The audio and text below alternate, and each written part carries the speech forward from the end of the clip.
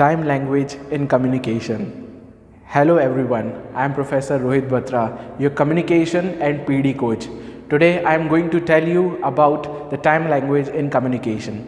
People, you might have heard this कि पैसा बोलता है, मगर क्या आप जानते हैं कि समय भी बोलता है। बस दोनों में इतना अंतर है मेरे दोस्तों कि समय जो है वो धीमे बोलता है और पैसा जो है वो बहुत तेज़ बोलता है। और यही अंतर जो है मैं आज आपको समझाने वाला हूँ कि जब रईस बनते हैं, जब उनका समय अच्छा आता है, तो अपने समय को हमेशा नोटिस करवाइए, क्योंकि समय जो है वो एक नॉन वर्बल क्यू है, जो टाइम लैंग्वेज है वो एक नॉन वर्बल क्यू है, ठीक है। और इसे पर्सनैलिटी डेवलपमेंट की भाषा में या कम्युनिकेशन स्किल्स की भाषा में कहते हैं क्रोनेमिक्स, ठीक है। और आज दोस्तों हम लोग समझने वाले हैं वो 5 एस्पेक्ट्स जिन पर एक पूरी की पूरी टाइम लैंग्वेज जो है रुकी हुई है। आइए समझते हैं उनको।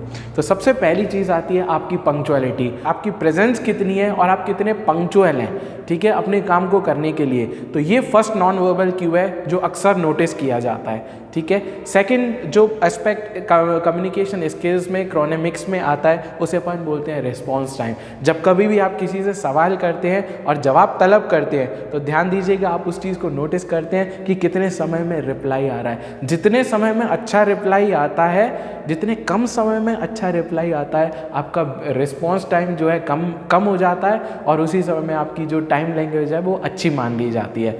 थर्ड पॉइंट जो यहाँ पर बात करेंगे वो है विलिंगनेस टू वेट, ठीक है। तो आपकी विलिंगनेस टू वेट भी जो है वो एक टाइम लैंग्वेज का बहुत इंपॉर्टेंट एस्पेक्ट है। एक एग्जांपल से समझाता हूँ कि जब कभी भी ट्रेन लेट हो जाती है तो अनाउंसमेंट होती है वी रिग्रेट, ठीक है। वी रिग्रेट हमेशा एक अनाउंसमेंट होती है। ट्रेन तो आती है ना 4 घंटे बाद, लेकिन फिर भी वो लोग रिग्रेट क्यों करते हैं? क्योंकि आप में विलिंगनेस टू वेट है, ठीक है। तो आपकी विलिंगनेस टू वेट भी जो है एक नॉन वर्बल क्यू है टाइम लैंग्वेज इन कम्युनिकेशन में। अगला एस्पेक्ट जो आता है वो होता है टेम्पो, और टेम्पो का मतलब होता है आपकी स्पीकिंग स्पीड। आप कितनी स्पीड से बोल रहे हैं। अगर आप तेज़ बोल रहे हैं आपका टेम्पो हाई है, अगर आप धीरे धीरे बात कर रहे हैं आपका टेम्पो लो है। तो आपको ध्यान रखना होता है कि जब कभी भी आप अपनी कम्युनिकेशन करें तो आपकी जो टेम्पो है वो कभी कभी तो बहुत हाई होनी चाहिए, लेकिन कभी कभी स्लो भी होनी चाहिए। इसको अपन बोलते हैं ऑप्टिमाइजेशन ऑफ टेम्पो। छोटा सा कंसेप्ट है, ध्यान रखना है हमेशा। इसके बाद दोस्तों जो अगला पॉइंट जिसके बारे में अपन डिस्कस कर रहे हैं यहाँ पर वो है विलिंगनेस टू लिसन, ठीक है। तो इसमें अपन क्या करते हैं कि सामने वाले को सुनते हैं, और हम सामने वाले को सुनने के लिए कितने पेशेंट हैं ये लैंग्वेज का एक बहुत इंपॉर्टेंट पार्ट है, ठीक है। तो आप हमेशा ध्यान रखिएगा कि जो लिसनर है वो 3 टाइप के होते हैं। सबसे पहला होता है स्पॉन्ज लिसनर, जो सब कुछ सुनता है, सब कुछ अपने दिमाग में एब्जॉर्ब कर लेता है। दूसरे टाइप के जो लिसनर होते हैं उन्हें अपन बोलते हैं वैकेशनर। ये लोग जब कभी भी क्लासरूम में प्रेजेंट होते हैं, जब कभी भी किसी कॉन्फ्रेंस रूम में प्रेजेंट होते हैं तो इनका दिमाग तो गया हुआ होता है वैकेशन मनाने में, ठीक है। वैकेशन की प्लानिंग चल रही होती है तो ये लोग ध्यान नहीं देते। और जो तीसरे टाइप के लिसनर होते हैं वो होते हैं प्रिजनर, जिन्हें ज़बरदस्ती कॉन्फ्रेंस रूम में, ज़बरदस्ती क्लासरूम में बिठा दिया जाता है। उनका पढ़ाई लिखाई से या मीटिंग से कोई लेना देना नहीं होता। आपको हमेशा ध्यान रखना है, जब विलिंगनेस टू लिसन की बात होगी ध्यान रखना है दोस्तों, तो हमें जो है फर्स्ट कैटेगरी यानी स्पॉन्ज लिसनर में आना चाहिए, ठीक है।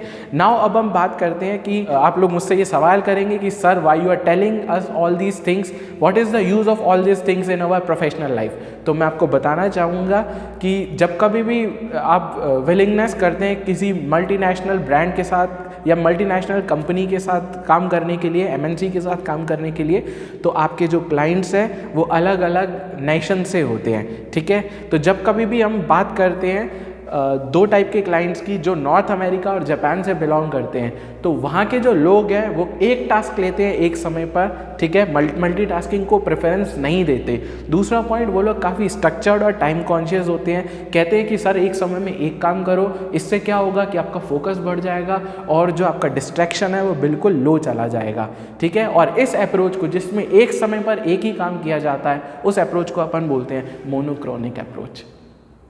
On the contrary to this, अगर आप लैटिन अमेरिका और एशियन कंट्रीज़ की बात करें तो यहाँ पर जो है ज़्यादा ध्यान दिया जाता है रिलेशनशिप मैनेजमेंट को, ज़्यादा ध्यान दिया जाता है व्यवहार को। इन लोगों के अकॉर्डिंग जो समय है वो थोड़ा सा फ्लूइड है, यानी कि जब डेडलाइन आ रही हो तो अपने व्यवहार के दम पे थोड़ा सा उनसे टाइम बढ़वा लेंगे। ये लोग ध्यान रखते हैं, हमारी एशियन कंट्रीज़ में ध्यान रखते हैं कि एक समय में बहुत सारे काम कंप्लीट हो पाए, यानी कि ये कहा जा सकता है कि जो लैटिन अमेरिका और जो एशियन कंट्रीज़ है वो एक समय में बहुत सारे काम करते हैं, डाइवर्सिफाइड प्रोफाइल का ध्यान रखते हैं, डाइवर्सिफाइड वर्क करते हैं, और इस अप्रोच को अपन बोलते हैं पॉलीक्रॉनिक अप्रोच। सो प्रोफेशनल लाइफ में इसका यूज़ यूँ है कि when ever you will be dealing with the clients of Japan, of north America, you will never be doing multitasking, okay? And whenever you will be dealing with the Asian clients, or whenever you will be dealing with the clients of Latin America, then in that case you are supposed to do multitasking, okay? And you may expect some consideration in deadlines as well, okay? So ध्यान रखना है कि कहाँ multitasking करनी है और कहाँ multitasking नहीं करनी। और जब बात होगी बिहेवियरल ट्रेनिंग की, since behaviour has to do each and everything with your professionalism, तो वहाँ पर ये 5 एस्पेक्ट का हमेशा ध्यान रखना है दोस्तों, जिसमें punctuality, response time, willingness to wait, willingness to listen and tempo, इन सब का हमेशा ध्यान रखना है। तो उम्मीद करता हूँ कि ये ट्रेनिंग आपको बहुत अच्छी तरीके से समझ में आ गई होगी। उम्मीद करता हूँ ये ट्रेनिंग आपके लिए बहुत ज़्यादा यूज़फुल भी होगी, ठीक है? तो अपने आप को और ज़्यादा प्रोफेशनल बनाइए, ठीक है? और अपनी कम्युनिकेशंस को हमेशा अच्छा करते रहिए, ठीक है? क्योंकि one communication is no communication, but first communication matters. और फर्स्ट इंप्रेशन का तो मैटर आप जानते ही हैं कि first impression is the last impression, ठीक है? तो उम्मीद करता हूँ कि मेरी इस वीडियो से आपकी जो इन्फॉर्मेशन है वो काफ़ी हद तक बढ़ गई है और आपने पर्सनैलिटी डेवलपमेंट भी किया होगा अपना, ठीक है? अब आपसे एक छोटी सी रिक्वेस्ट है कि ये जो रेड कलर का बटन सब्सक्राइब का आप अपनी स्क्रीन पर देख रहे हैं इस समय, उसे प्रेस करें, और ये जो बेल का जो नोटिफिकेशन आइकन है उसे भी प्रेस करें, ताकि अगली आने वाली वीडियो मेरी जो है वो आप तक जल्दी से जल्दी पहुंच जाए, ठीक है? इसी उम्मीद के साथ कि आपकी मैं पर्सनैलिटी डेवलपमेंट में हेल्प कर रहा हूं, मैं आप सबसे विदा लेता हूं। शुक्रिया आप लोगों ने मुझे सुना और समय दिया। Have a nice day ahead. भगवान आप सबको खुश रखे और आबाद रखे। जय हिंद, जय भारत दोस्तों। This is professor Rohit Batra signing off. Thank you.